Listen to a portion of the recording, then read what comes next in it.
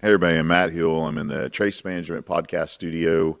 Thanks to Trace Management for being the benefactor of a space for us to talk about oil and gas and the people who bring us abundant life, human flourishing energy. And Trace Management is an oil and gas engineering firm who has consultants or, everything oil and gas. If you need engineering, come to them.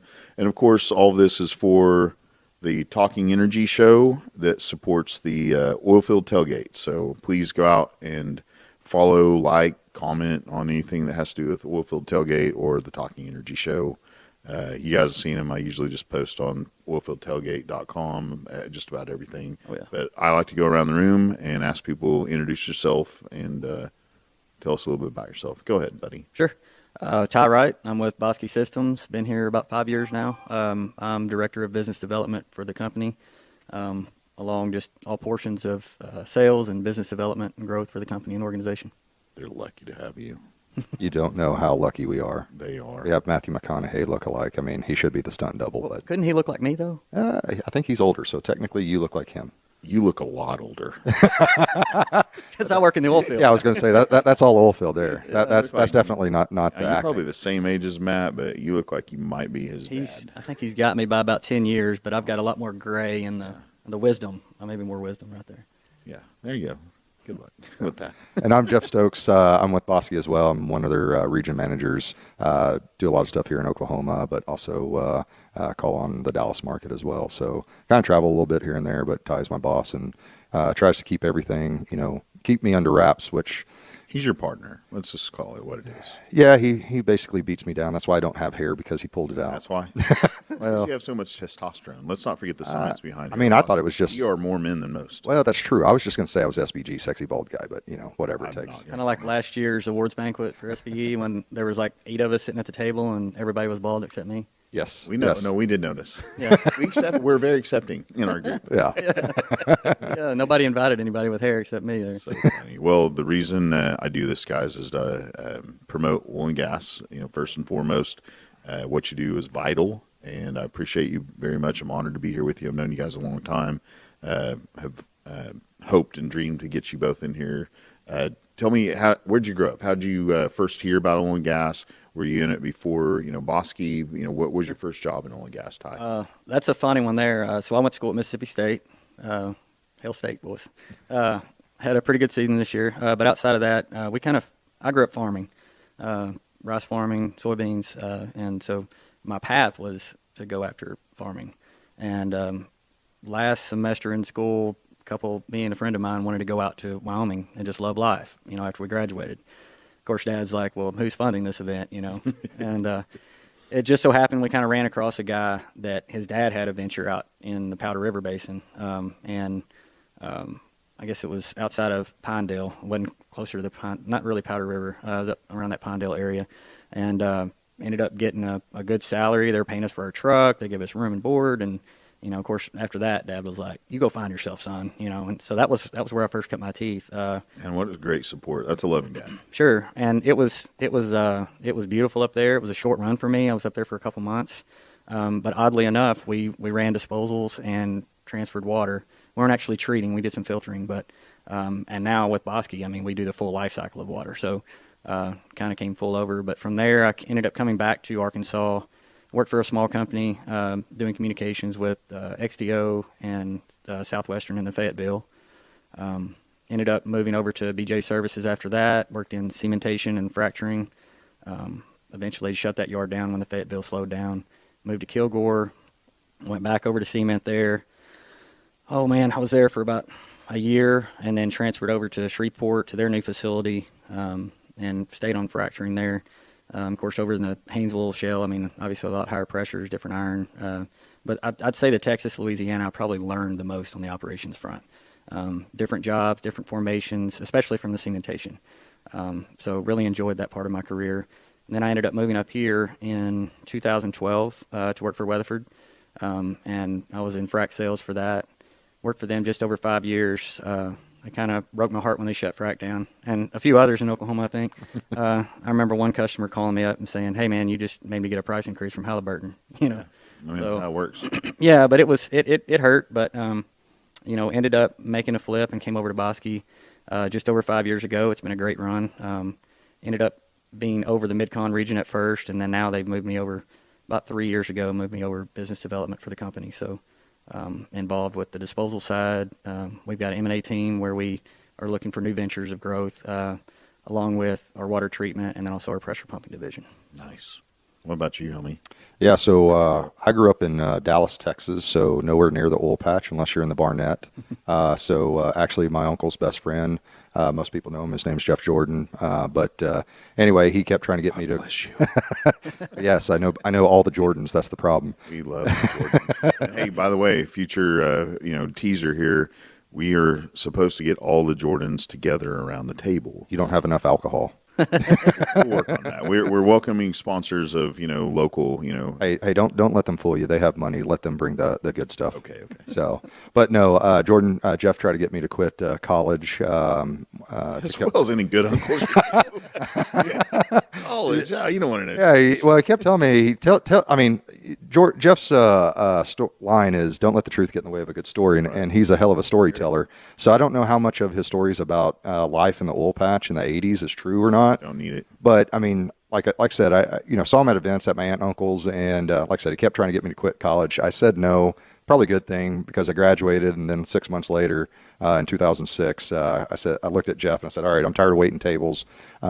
You tell me about all these events that you do as far as, you drink going to the job, you drink coming from the job, blah, blah, blah, all this good jazz." Water. Used to be nothing but an alcohol, have a good liver, and play golf. Exactly. I mean, that's what he was saying, but this was whenever he was in the field. So I was like, heck, I just had 4 years of college experience at that. I mean, I think I got this down. So walk into BJ in Mineral Wells, Texas, and apply, and I'm the only guy in a three-piece suit.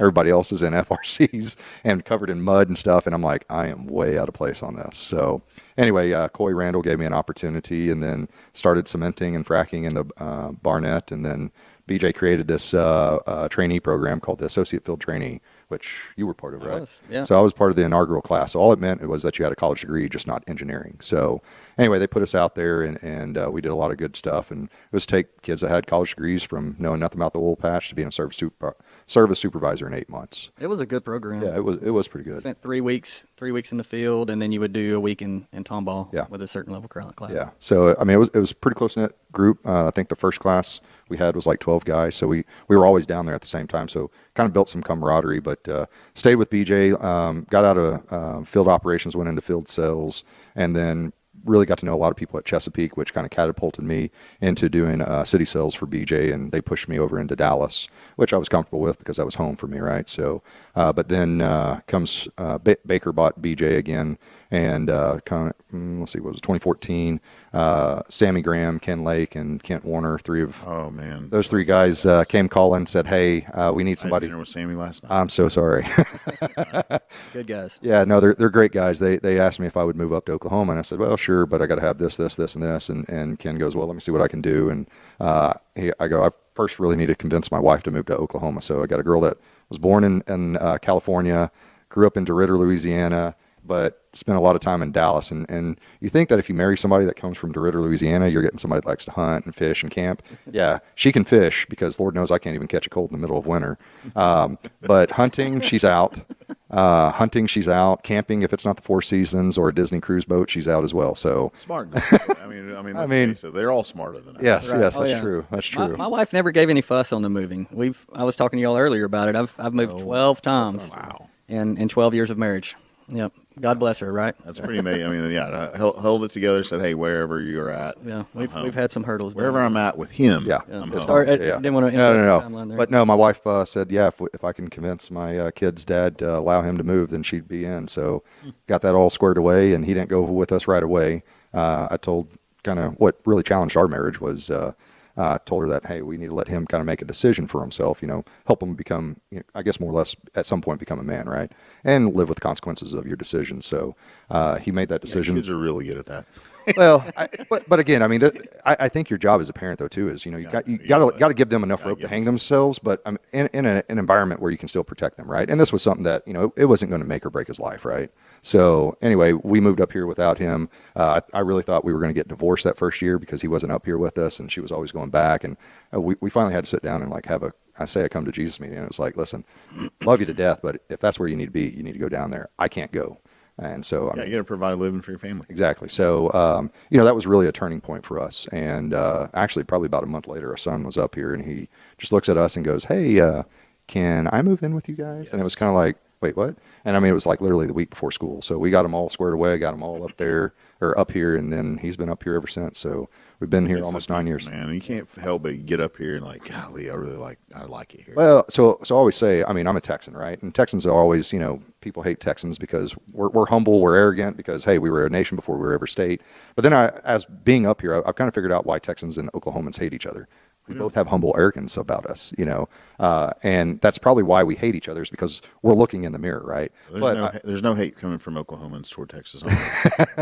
Well, I mean, I've always I'm a said, fan. well, so I'm fan. I'm from South Dallas where it's more blue collar, right? And I said I'd never live up there with those people, meaning the Friscos, the Planos, the white collar families, right? Met my wife, I lived in Frisco. Then I said I'd never live up there with those people, meaning Oklahomans. Now I live up here, and I will say it's people like Ty, people like you, that are either transplants or here, but really they call you just, hey, I haven't talked to you in a while, is everything all right? Haven't seen you in church, what's going on? Just want to make sure you're okay. Yeah, I mean, it's that great community that I think Dallas really has missing, and it's not the same Dallas that I grew up in. So interesting. I will agree with you that's one thing that when we left here in 2020 to move back to Arkansas, it was hard.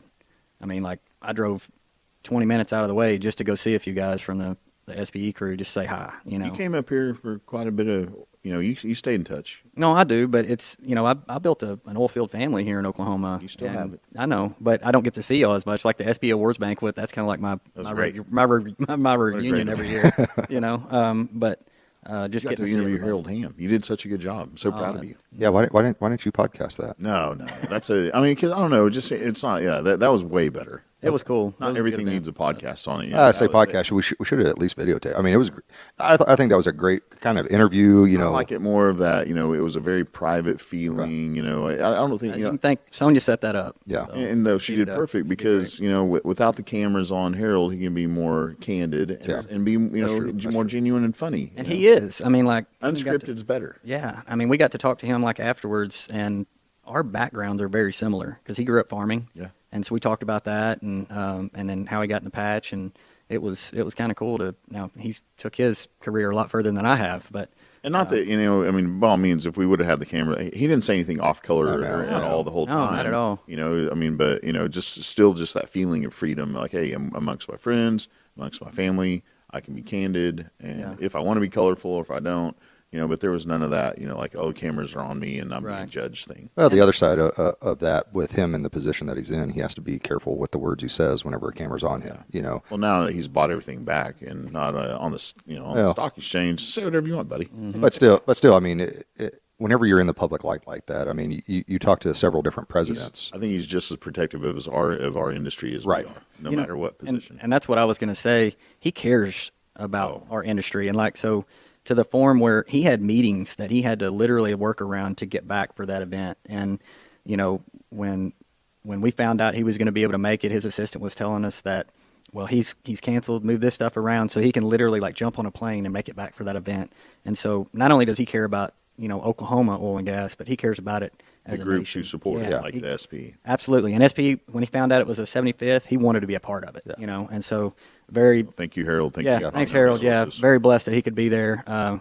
I've every time I've had a discussion with him, it's always been a good one. So, but he's done great things for our industry for sure. There's so many. I mean, you type in oil and gas into LinkedIn, and you see, the couple million people that are just instantly available, and then you think of the couple million more that aren't directly tied to it. You're like, okay, well, maybe we've got 10 million people across the globe actually somehow connected to our industry.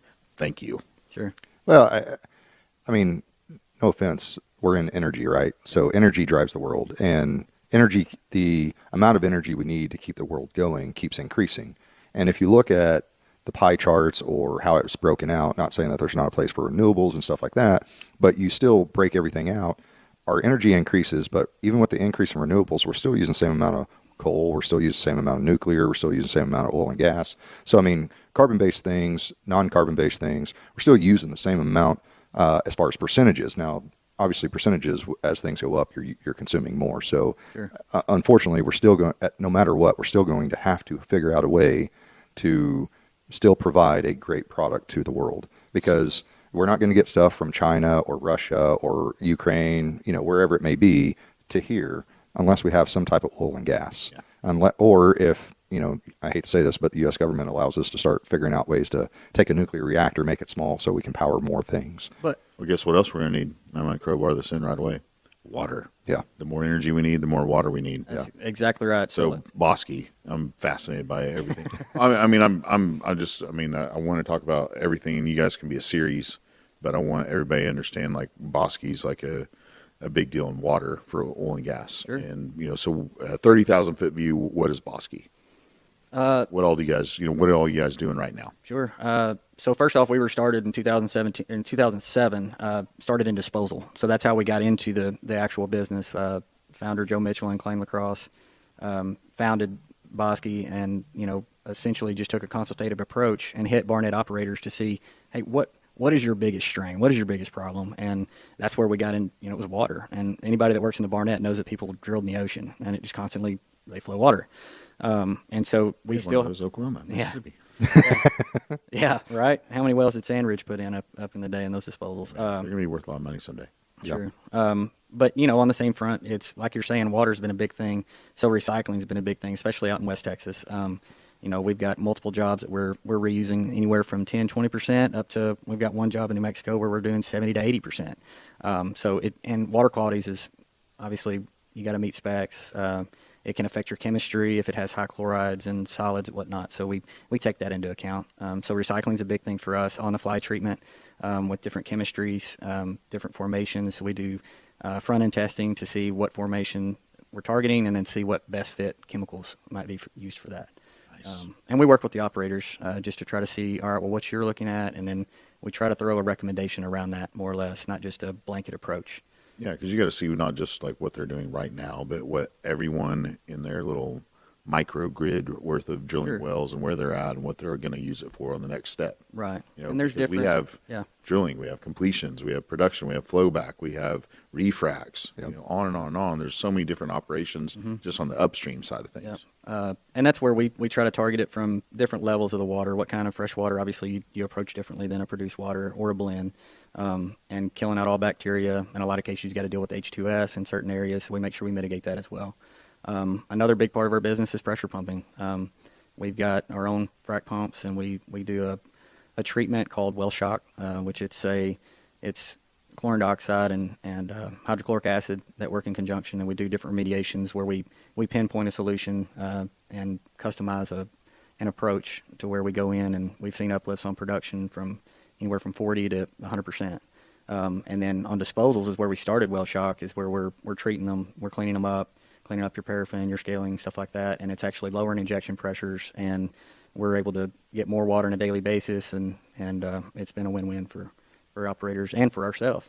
On both those fronts right now, I mean, you can look across, we've, done some data just within this own podcast and different people I talk to, but roughly there's about 1 million wells that are considered online producing in the U.S. land, space. And so out of all of those, I mean, a lot of those 1 million wells are on the, low margin, small scale, coming out of the ground, 3 barrels, 6 barrels, like whatever. So Stripper wells. You can go and bring your technology and those, essentially a refrac almost. It's actually a lot cheaper than a recomplete, even. So we've treated, essentially we like to pull tubing so you have a clean wellbore to work with. Nice. But we have treated down the backside in certain cases. We can't make hydrocarbons, but if there are hydrocarbons there, then we can definitely increase production there. And we've seen a lot of success where we've got operators that can tell that story. We see the curve falling off on, Sure. I mean, everybody's well is going to go down.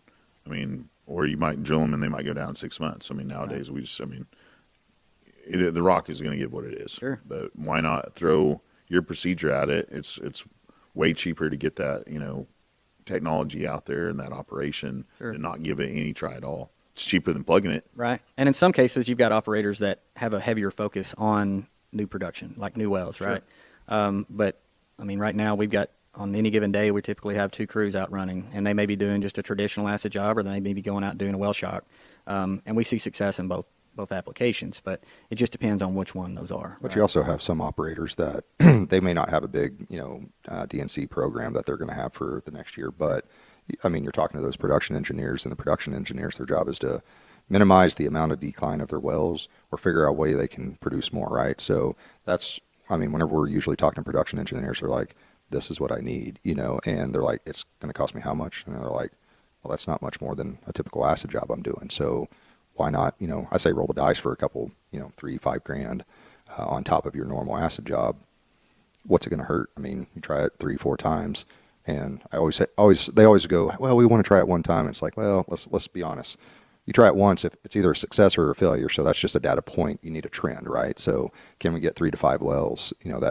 It's still a small number, but at least you start kind of seeing a trend. You can see a cross compare there. I just see that as a very vital technology right now because of how many operators don't have the budget to go out and just do drilling completion. Yeah, absolutely. And we have, again, 1 million wells out there.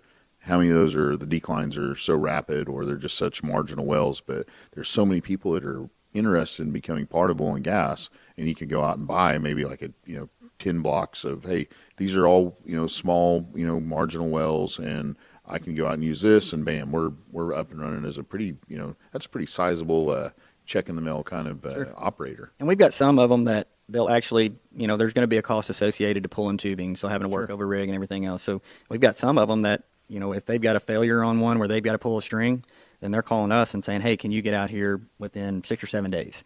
In a lot of cases, we're able to fit them into the calendar, so we get out there and help them out.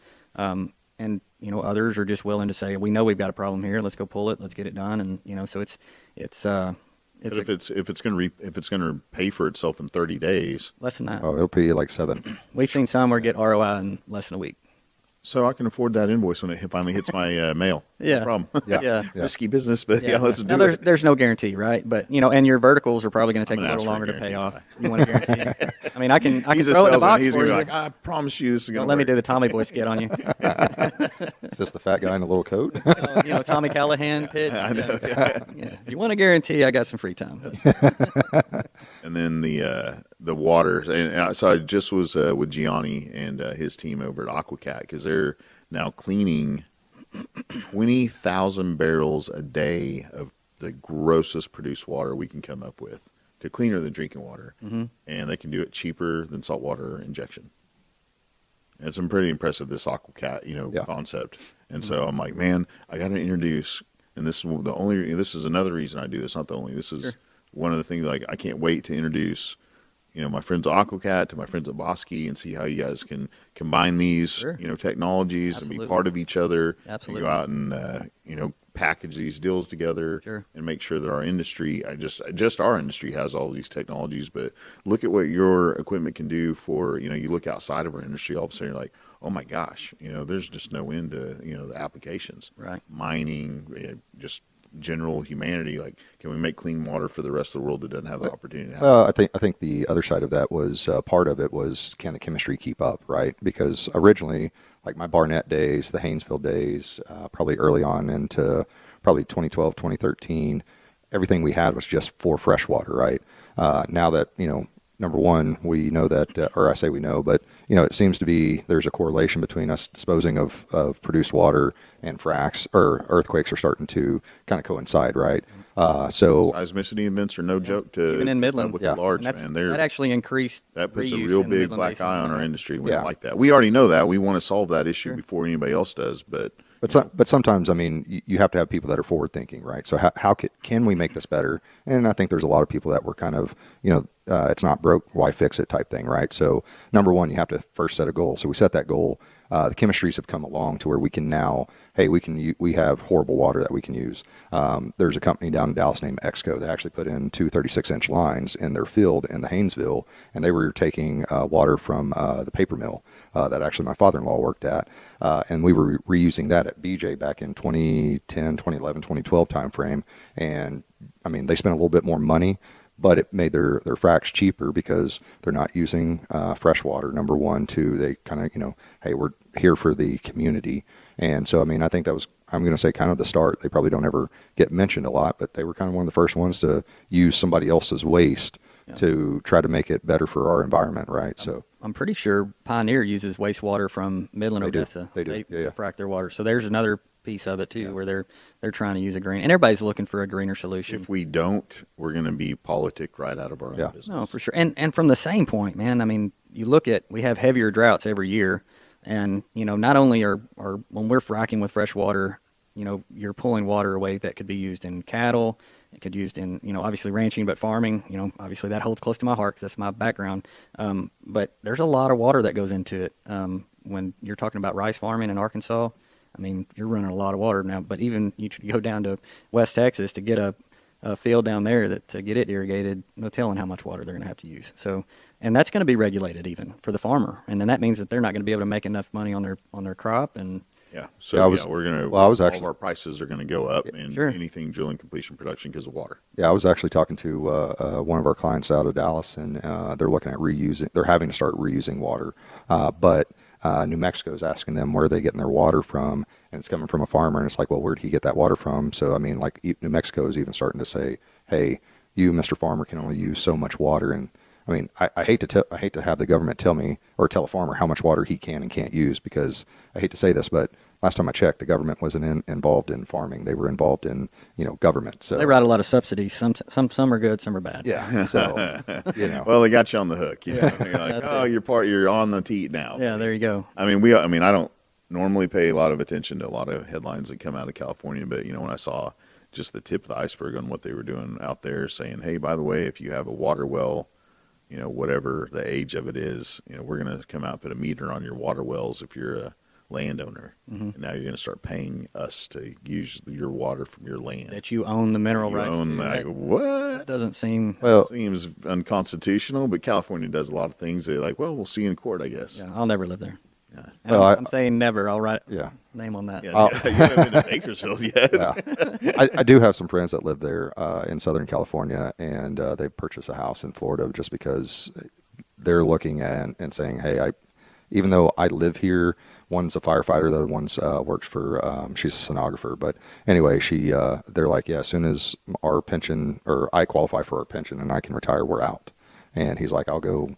They're already going to move to Orlando, but they're like, I'm going to go move there, and they've already built their house and whatnot. So they're like, hey, I just can't wait to get out of here. But he's also waiting for his daughter to, turn 18, and so that this way he can fully leave and hopefully take his daughter with him. I've got to get this podcast studio and take it on the road and take it out to California. We got to find some guys that have worked in oil and gas in California. I've got contacts. Yeah. I've got contacts that we can go see. I want to hear the whole story of the oil and gas of California. Yeah, that's another goal I have. Send them my way. The last name I worked at Weatherford with. There's Scott, a guy that I used to work at Flowtech. His name's Scott Myers. He was out in Bakersfield, worked out there with BJ, then Baker, and Flowtech, and I don't know what he does now, but kind of funny story. His son was. Whenever he was doing an intern for music or whatever, he was at my son's high school as an intern doing a student teaching. And I was like, this world is way too small for a guy from California and me in Oklahoma, and we have a connection, and we work together at the same company, yet his son's also, a student teacher at my kid's high school. So you think the world's really big, but then whenever you're basically a degree or 5 degrees of separation from somebody. The only people you talk to are in oil and gas, you're going to run across them. Yeah, but what are the chances of his son being, an education major here in Oklahoma from California, and also at my son's high school back when my kid was in high school? I mean, I think that's kind of cool. Pretty great. Yeah, that is pretty cool. So, but God puts people together, buddy. That is true. That is true. We found each other. It's the bulb connection. I know we do. Yeah, we're still trying to figure this one out. So. Say the oddball for a little while, guys. It's coming, I promise. One of these days when I shave my head, you're going to be like, "Who's this guy?" I will say, when the first time you do shave it, you're like, "We do it." We'll do it on the podcast. Yeah, there we go. That'd be. I've got the clippers for it. So we all have clippers. we don't pay for haircuts. I'll let y'all bring your clippers. So I've got enough to just trim my beard. We're going to get off in the weeds too far. I want Bosque to be at the highlight of this thing for a minute for me, just so I can learn more about it, just so I can sell you guys when I get in front of people. But what do you see Bosque doing in the future that you're excited about? What's coming? Where do you hope that paths collide in the right ways? Like, here's the things that we might be able to do. I think obviously recycling is at the top of the list for me. We've branched out into a different application in recycling. Obviously, we're doing some of the on-the-fly recycling, but I think more of the invasive recycling where you've got higher TDS, where you're trying to push for 100% produced water fracking. And it's different in different areas. Obviously, your water's not going to be the same even from the Midland to the Delaware Basin. So, and, you start looking up to the Bakken and you really start getting some high TDS and stuff like that. So I think that would be our biggest push, is more recycling within our organization. Water treatment has always been a bench runner for us, from customized treatments. We run anywhere from a couple chemicals to anywhere to 6 chemicals sometimes on location. So we can do a full-blown customized frac package. So I think that is probably going to be a continued branch for us. Our M&A team, where we're looking at branching out to different service lines maybe. I know right now we're building an acid gas injection well in the Delaware Basin. We are partnered with Battalion on that. That's our subsidiary company, Cara. And that's a really good one for us right now. We're hopeful to start taking sour gas in April of 2023. So that's one that we've been working on for quite a while. They're actually in A lot of hurdles there. Well, I think that's going to be a big one because, how many fields out there that have H2S or, some type of sour gas, and if you could only treat this one issue, I have a lot of takeaway that we could have, or, this makes it go from unprofitable to profitable now, right? Absolutely. So, yeah, there's a lot of Environmentally responsible, and Exactly. like, hey, all you East Coast, West Coast, Ivy League investors that were apprehensive about getting oil and gas because we weren't doing the right thing, we all are. Yeah. We were ESG before it was called ESG. We know that when we waste any kind of money on environmental waste, it's monetary waste also. Well, now be careful because now I think they're changing ESG to ETI or something like that. There's a new acronym for it now as well. So to make it the flavor of the day, we were already doing that. Yeah. We want to be solving our own problems. We already know our own problems. I don't think that most people understand that we're also part of the community. I mean, every company has people that live in that community, so we can't sit here and pollute that community because at the end of the day, you're killing your workforce. Yeah. I think the other hard part is how do we get younger people to kind of be in the STEM market, right? I don't think a lot of people understand how much oil and gas community reinvests into STEM projects. I know Sonia. She was her daughter. There was little bit of stuff that they did on engineering in the oil and gas firm, but they had all different types of engineering and stuff like that. But it was just barely a brush over on the oil and gas sector, and most people don't know much about us. I mean, I'm first generation oil field. Aspect of all of our lives, energy, and we just brush over it, like you say, Yeah. over and over again. And that's, Harold even said that when we had that discussion. He said that's the worst part about our economy is they're not educated on what oil and gas. A lot of people say, "Oh, you're in oil and gas," and think we're a bad thing. But everything that we do in oil and gas is people are part of, regardless if they're a green thumb and they're living off grid or whatever. There's parts and pieces that they're a part of, and they've got to use. Yeah. So, and I think that's where a lot of people are just uneducated on what our industry does and what it affects. The sexiest industry. But yeah, I mean, still getting back to kind of what we do. I mean, I really think the acid gas injection well, where we're taking CO2 and H2S. And we're talking to other operators from that standpoint that need that kind of, because we're doing turnkey partnering deals with that. And I think that's what really, Bosque's not afraid to go out on a branch or a limb to try to come up with a different line of business if it makes sense. We started off in disposal, and then next thing you know, people started coming to us on treatment, and so we started looking at green solutions for that, and then so it just branched off as we continued on, and even down to the pumping group, where we started doing these remediations on our own disposals, and then it turned into a service line for us. So I think we're open mind, we keep a consultative approach, and if we see a fit for a need in the market, then we're going to go after that. And the good thing is we're also privately owned. We're not privately funded, or we're not private equity back or anything. We're just privately owned. So that makes life so much easier because we just have to satisfy basically one or two guys. And as long as it fits a hurdle and he can see, all of your customers. well, besides those, but I mean, for us to do a deal with somebody, right? I mean, if those two guys are like, yeah, that makes dollars and cents wise, let's go do it, right? Yeah. So we're able to really change and move as times move a lot faster than, I hate to say, like my former company, Baker. I mean, Baker, it took forever for us to get something, from point A to point B, right? But that's also big corporate structure and whatnot that you're having so many different approvals. Just a completely different environment. Yeah. How many you're in every basin now? So we are active in just about every basin except for the Northeast. We had a water treatment up there, electrocoagulant treatment. We sold to Waste Management back in the day, and I don't know that they're using it anymore, but we haven't entered back into that market since. We had a Not that they couldn't. yeah, not so they couldn't. That's right, but we haven't entered back into the Northeast since then. So And do you know about how many employees you guys have at Bosque? we're running roughly around 125 to 130 employees. That's a good job. And Looking for more. we are. We're actually hiring operators in Mid-Con, operators in the Permian. Looking DJ for a couple and sales guys in the Permian too, actually.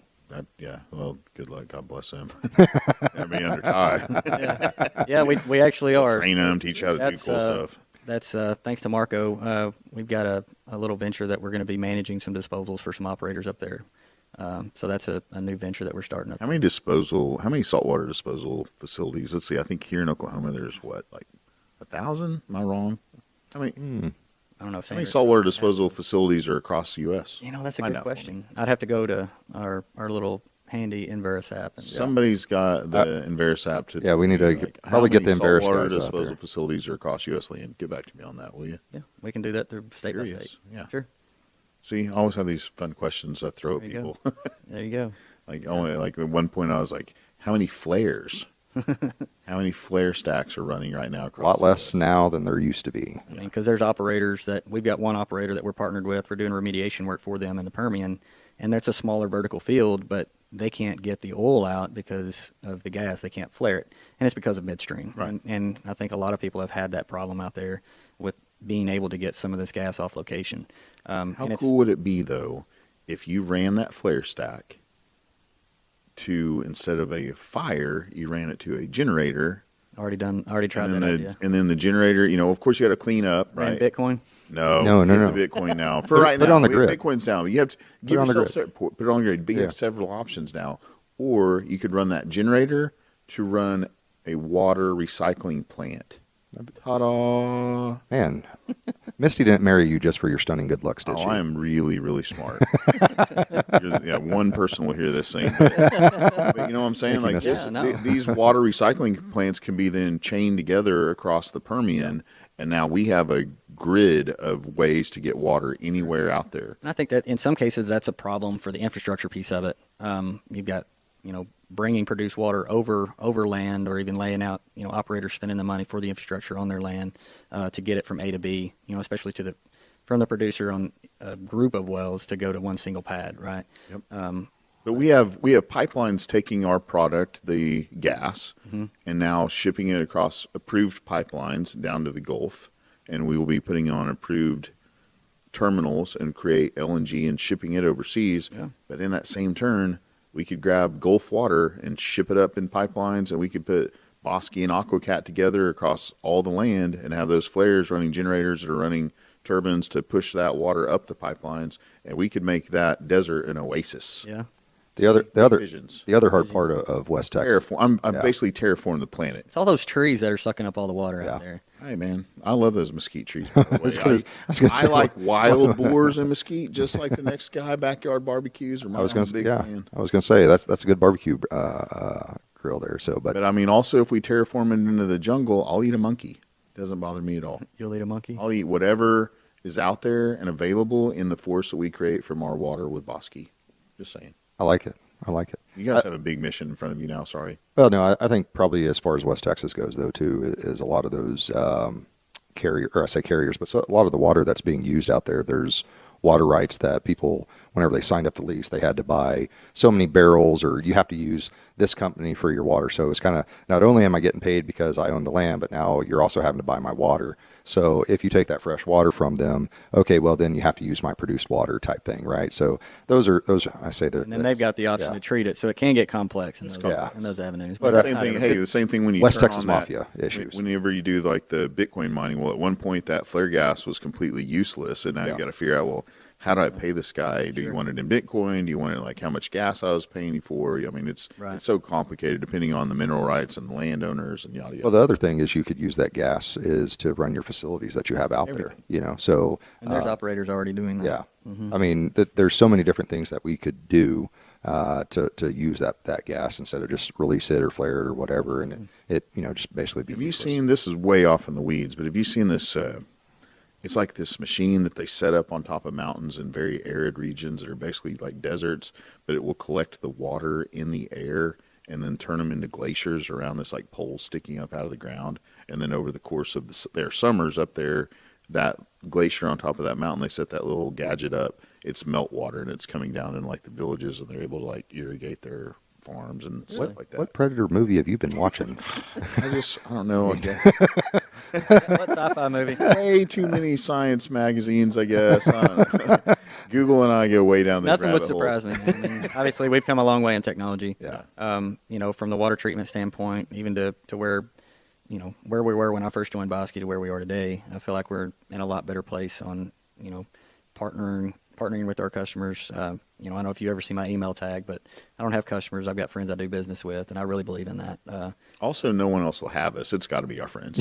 This is true. Because if I'm not your friend at the point where we start doing business together, then, it's I've met him. I've hung out with him. Like, he's lucky he's my friend. I've told all my bosses this. I mean, if it wasn't for customers and my boss, I'd have the perfect job, eat, drink, and, do it on somebody else's dime, supposedly. That's what my wife thinks that I do all day. I started up on my sales. Whenever I do sales, it's like there's like a 6-block deal where it's like, this is what my parents think I do. And then it's that guy that's like just doing this all the time. Yeah. And then there's guys drinking at the bar. You know what I'm talking about? What my friends think I do, what my wife thinks I do. This is all everybody thinks that I do. Yeah. Most of the time, I'm just bothering people on LinkedIn like, hi, I'm Matt. You don't know me, but I would love to talk to you. I like long walks on the beach. Oh, I'm using that. Go for it. I mean, it's worked one time. One time, and I'll get shut down. Like, I'm never doing that again. Cold calls are the toughest part of a sales guy's business. I wish nobody actually loves it, but I don't really mind cold I calls. have a bone of shame in my body. Yeah. It's one of my favorite things to do is I've got one of our sales guys, and I've got to call him after this, but he couldn't get a response from this one engineer, and so he started sending like cat pictures to her in an email box. Like, he was not giving up, man. Oh, dang. Yeah, it was pretty funny. I will say, trying anything. Yeah, I mean, I will say what really changed my sales career was one of the guys I worked with. I kind of mentor him. He's like my little brother, but his name's Doug Owen. He works for Atlas Sand. But whenever he was at Key, he never would call somebody. He would just send them a calendar reminder, say, hey, Mr. Customer, blah, blah, blah. My name's Doug. I want to, chat with you about XYZ. I know that your time's very valuable. I don't want to, take too much of it, but I would love to talk to you about X, Y, and Z. And he would send it. And I go, that's very intrusive. He goes, well, but you got to think, most people nowadays, their lives are ran by a calendar, and they'll either hit accept or decline. And if they don't ever hit decline and it doesn't ever come back to me, I show up and I say, I have a meeting with them. And he goes, you don't know how many times that worked. And I will say, pre-COVID, that was the best thing in the world that ever worked for me. Post-COVID, people still trying to get through. Most people don't have secretaries anymore, so it's kind of hard to kind of break through that door sometimes if you don't know somebody. But, you still got to go figure it out, be the bull in the china shop, break it down. So I always hope that I'm the worst salesman in the world. I don't even know if anybody knows what I do. I do. I was telling everybody about it before we came in. No, Night Fire's pretty cool. Yeah. Pretty cool. Look it up, Night Fire. Oh, I thought you were Misty's witch. SB's doing really good. Night Oil Tools doing good. Night Fire, Night Oil Tools, and Night Fire, not the same people, but I still I'll promote anybody if they support oil and gas. Yeah, absolutely. We do. That's the great thing about what I'm doing. Attach your logo to this, will you? Yeah, we're a big family, and there's a lot of work out there. Big family. We want to keep the lights on. We're again, you're vital to oil and gas and the human flourishing experience. It's pretty impressive. There's people that Richard Spears said it right, in all of the meetings, we provide affordable and abundant energy to poor people across the planet. So we can say that to anybody that asks us what we do. Sure. Oh, but I mean, you kind of take that to the next extreme. You look at Haiti versus the Dominican. Haiti deforested their entire side of the island.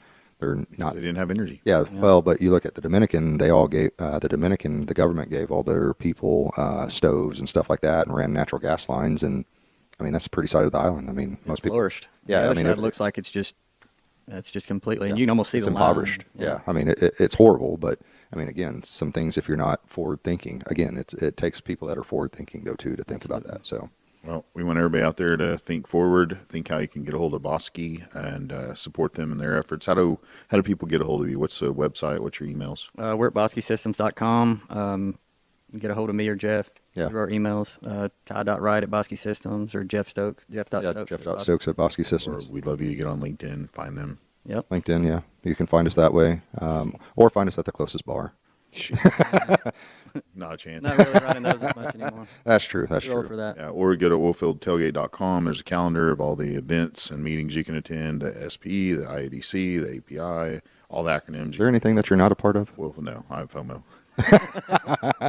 No, if there's an acronym out there and it has to do with anything energy and now fire and hazmat and like on and on, I've got a whole other conference I'm part of here coming up in March and April. That has Are they going to allow you into some Homeland other? Security? Yeah, I had a meeting with them Really? today. Yeah, it's gonna They didn't arrest you? Yeah, no, they were like stoked. We're gonna like be part of like the government now too.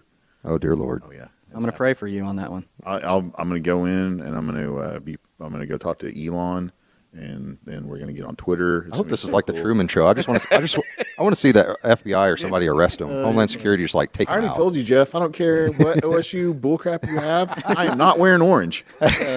I'm just happy that I made you Trying to get me to speechless. wear orange. I'm just happy I made you speechless. Whenever you turned around and like we're just like, I just hadn't seen overalls that look like that. well, you know, there were one of I don't know if I told you this, but I've been offered $500 for the overalls as they were, and I'm like, well, I don't mind. If you know, somebody would have offered me $500, I would have taken them off you for Strutting out in $500. boxers. I would have made an effort. trust me, I was down for it, but my wife was like, no, we are not getting arrested today. And I was like, okay, so. Well, you need to start wearing like some Gotta gym go to shorts Boston. underneath them I now. mean, my boxers are basically gym shorts. I mean, And whatever. also orange. How'd you know? Were you in my closet this morning whenever I put them on?